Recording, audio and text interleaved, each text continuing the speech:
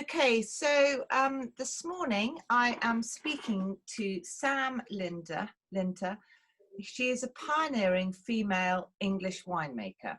Founded in 1972, her family's award-winning Sussex vineyard is one of the oldest in the country. Sam took over the reins in the 90s and has built the estate into a multi-channel international English wine business. Hi, Sam. Nice to see you. Thank you for talking to us today. So, how and when did you become involved in the wine industry? Well, actually, my parents started here in 1972, so I grew up with it by default. I thought it was, I must admit, in my teen years, I thought what a crazy thing it was my parents were doing. And those were in the days of English wine, where maybe English wine wasn't really up to the quality it needed to be, shall we say.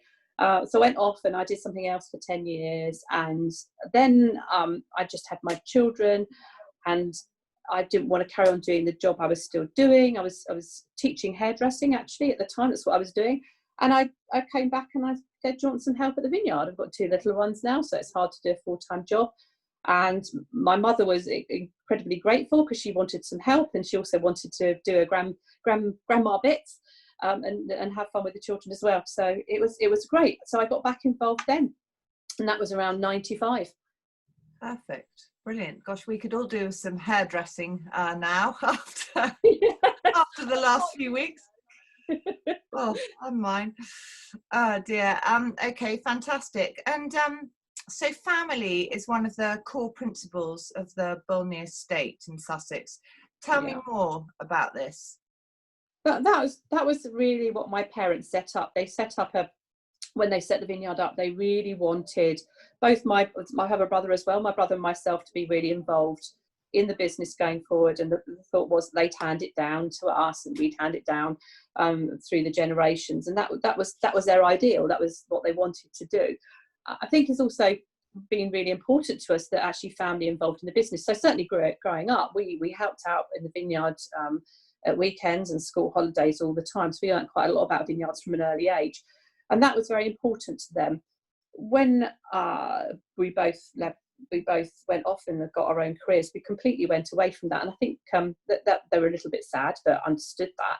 But when I came back, then that gave them the opportunity to say, great, okay, we've kept this vineyard quite small. Now we can grow it. We can now make this a proper commercial size vineyard. We can really go for it. And that's what they did. So when I got involved in literally early 2000, we bought another 50 acres of land, which we planted over the next few years. My brother bought a field as well and planted his up. So we both then became very involved back in the business. And then since then, other members of the family, as we've grown it and it was a bigger business, have been able to come in too. So my husband works for us, my daughter works for us, my son's worked for us doing his university holidays. I have my cousin working for us. Wow. My brother's boys have come and done things in school and university holidays as well. So there's very much a lot of family going on. And more recently, we had to keep on growing Bolney, we had an investor, and he now is on board and is like a member of the family. And now his daughter also works for us as well. So it really is a family business, not just the original family, but the new director investor that's come in also is bringing his family into, and it's great. So it's amazing. How many employees do you have? We have around 30, 35. Yeah. And have you managed to be able to keep them all on for now, or has it been tricky? I'm sure it's been really tricky.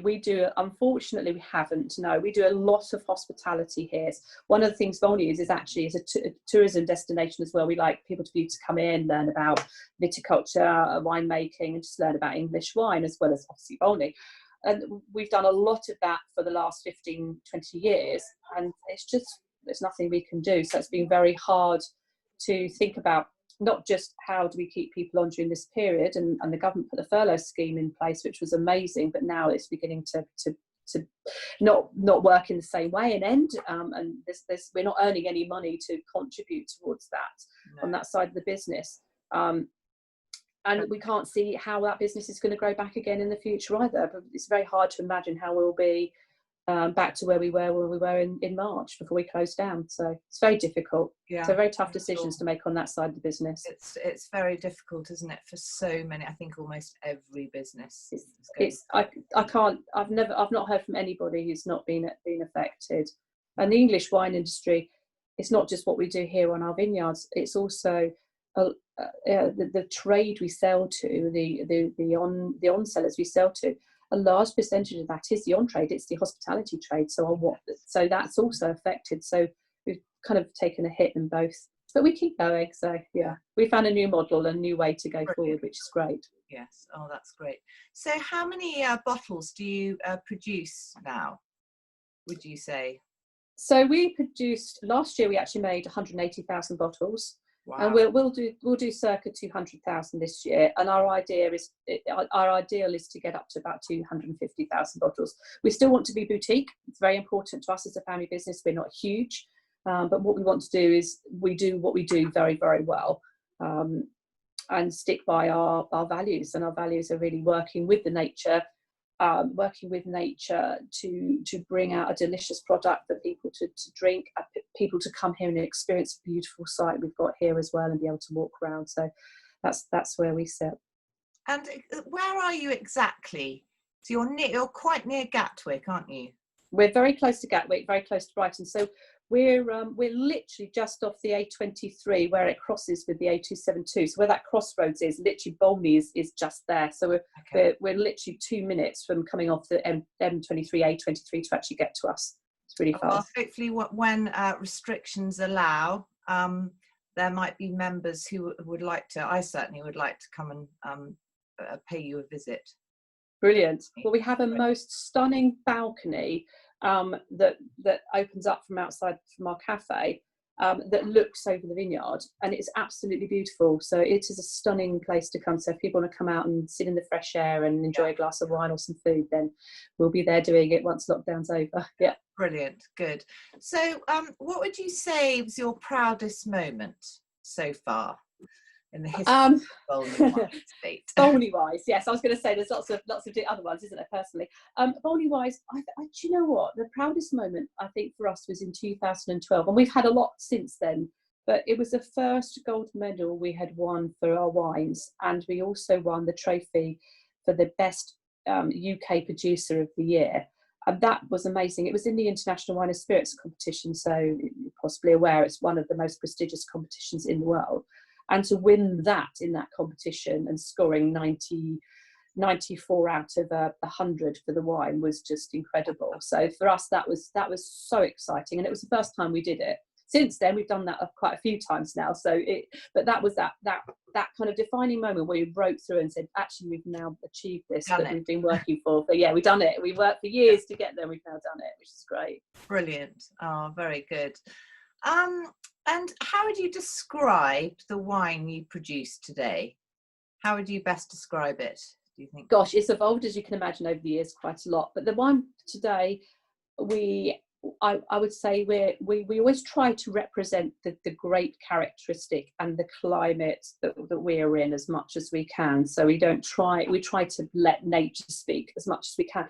But the wines they have delicate fruit and floral aromas. They have a lovely balance to them. They've got good mouthfeel to them now. So I think that's something we've evolved through the years, because I know you go back sort of 15, 20 years ago, English wines are fairly acidic, but we've learnt much more about vineyard husbandry and how we're ripening the grapes in our climate than we used to know then. And actually how we then emulate that in the winery and bring the wines through. So now we have a lot more mouthfeel, a lot more balance in the wines. Floral notes, fruit notes as well coming through. So I'd say that they're fresh and they're slightly lighter in body. So English wines you'll always find have slightly less alcohol. So if you're looking for a little bit less alcohol, English wine is definitely a way to go. And so that's our wines. Summer, hot weather. Yeah, that's right. Exactly. Brilliant. And do you have a favourite? I go through probably about 3 or 4 different wines. My current favourite is our Bolney Bubbly.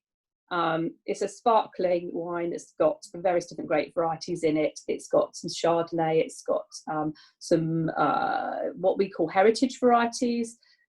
things like Schoenberger and Militaga and things like that, people that wouldn't have heard of varieties, but they bring in lovely floral notes. And that's the thing I really like about the Bolney Bubbly. It's got that autolysis you expect from a sparkling, but very light, but some floral notes coming through as well, but a lovely rounded mellowness in the palate. And it's perfect for the summer. So at the moment in our house through lockdown, every Friday night is a Bolney Bubbly Friday. Oh, nice. And that's what we've been drinking. I know, it's amazing.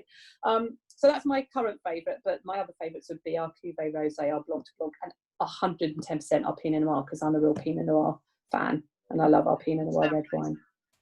Okay, fantastic. And sparkling English wine's been heralded as what, you know, the British soil is best at producing. Do you think other varieties can do equally as well? Yes, I think what happened back in the late 80s and early 90s, up to sort of 20 years up to that, English wine producers, and there weren't many of us, have proved that you could actually effectively grow vines and grapes in the UK and be successful at that. It then allowed some people to come in and then start putting some investment into the industry. So some investment came in with the couple of vineyards that started at the time. They brought over champagne consultants and said, okay, look, this is working. Let's go down we're very similar climate to Champagne. We've got very similar soils to Champagne. Therefore, why don't we do this? And that really started off. So that's where the money and the investment first went at that particular time. It went the sparkling route. What you're seeing now is we've carried on being true to still and sparkling because we started as still, so that's part of our heritage. But what you're seeing now is people are actually really starting to invest in still in a way that hasn't been done in the last sort of 10, 20 years. It was only sparkling. So you're seeing some excellent still wines coming through as well. And because we're seeing more and more of them, people are gradually getting to know that they're there and they're good. Whereas when it was just a few of us doing it, it was such a niche product. Although our still wines sold exceptionally well, there wasn't much awareness of it, if that makes sense, because it wasn't national. Whereas now you'll start seeing varieties like Bacchus and Pinot Noir Red and Pinot Gris. They're all starting to come out now and they're starting to be more available. So yeah, they can be done and grown and as successful. It's just they've not really been there. Yeah, fantastic. And tell us a bit about your newly bottled 2019 vintage. Was it a good year? Do you know, year for English wine? Do you know what? It really was, because we all know the 18 vintage was, well, we can remember the 18 summer and how absolutely amazing it was. Everything that happened in 2018 happened at the right time for viticulture. It was perfect. Nothing went wrong. It was an amazing year.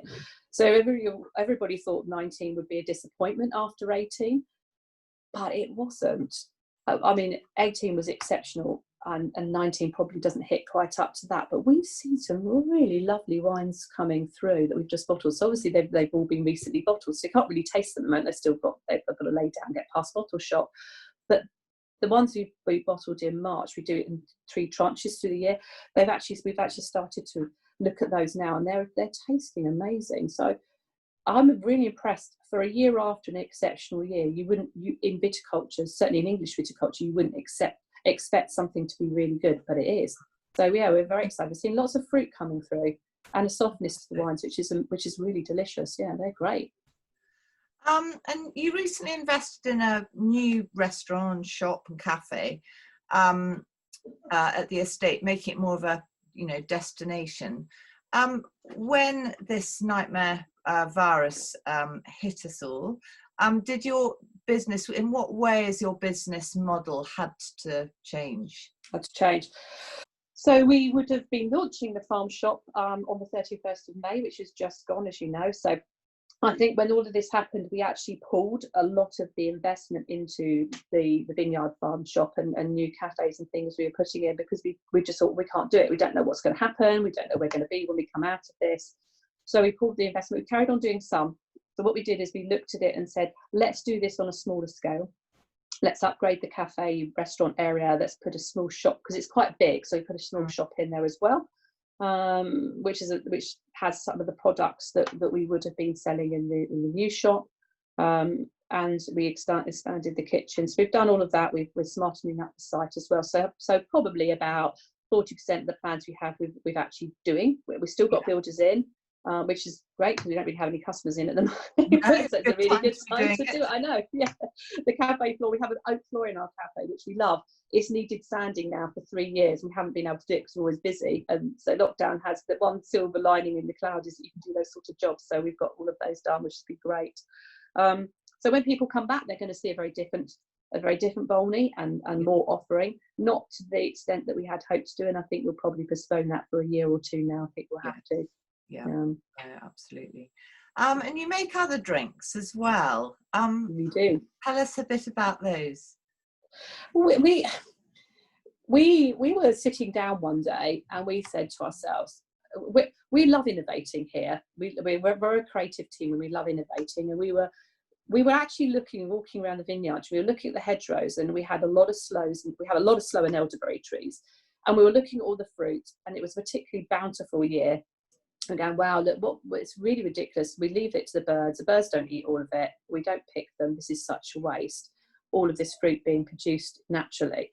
And we thought, what could we do with it? And then we kind of came to the idea of doing a vermouth and using our wine as a base, and using we then looked at, could we use the sloes, could we use the elderberries and things like that? Could we put them in the vermouth and could we use them as a botanical for the vermouth, as a flavouring, and how, what could we do with that? And we got quite excited by that. So we spent probably about a year messing around with doing different. We were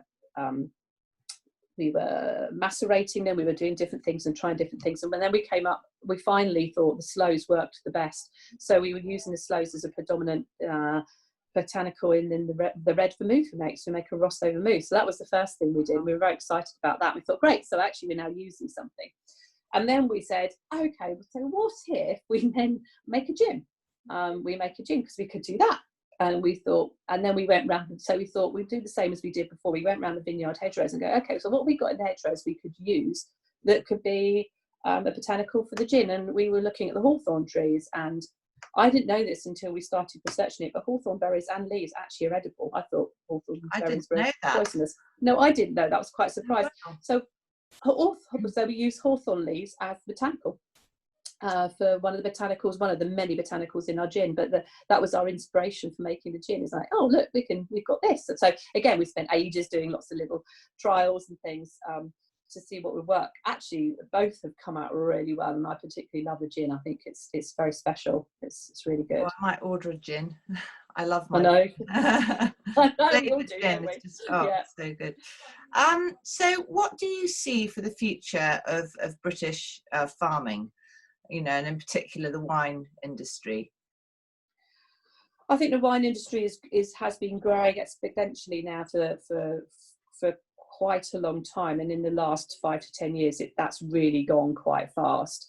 I think we will see that continuing to grow. I think that is quite exciting. What's happening in our industry? There's a lot of money being invested in it. I think this whole pandemic at the moment is not going to be helpful, and it might affect some vineyards, and I think that would be really sad because nobody deserves that. But nobody deserves anything that's happening, and it's been awful, isn't it, across the board, and people losing their lives, people losing loved ones. It's horrible. But once we get past that, I'm hoping everybody will be able to slowly pick back up again, and I don't know if we'll get back onto the trajectory that we all were straight away, but I think over a few years we will pick back up again. So I think for viticulture in England, I think there's a long way for us still to go, and there's a lot more we can do, and there certainly seems to be the interest and the backing in the industry to do that, which is quite interesting. I mean, for years, just as an example of investment that comes in, for years we've been trying to get stock financing, because vineyards have a lot of wine in that they're storing and laying down, because you have to lay it down for several years before you can sell it. And in the last couple of years, actually, banks have started thinking it's an area that they can actually do stock financing in, whereas previously they didn't. So that's really changing quite a lot. So that's really exciting. Brilliant. But very good. It's difficult, isn't it? You for agriculture as a whole, I think it's really tricky. You need agency labour to help. We know what's happening picking fruit. We'll have the same issue with picking our fruit. Who's going to help pick the fruit? We can get family and friends to do it and help us, but I think it's very hard. Yeah. So I'm hoping our lovely helpers from Europe can come back over again and help farming again, because I think farming is struggling without it. Absolutely. Oh, well, good luck with everything. And thank you very, very much for talking to me today. It's fascinating. It really is. And I'd love to come and pay a visit, and hopefully other members would like to come and do the same when we're allowed. When we're allowed back out again. Come and enjoy the balcony. Yeah. Yeah, no, really look forward to doing that. Thank you so much. Oh, it's been a pleasure, and thank you. Thank you.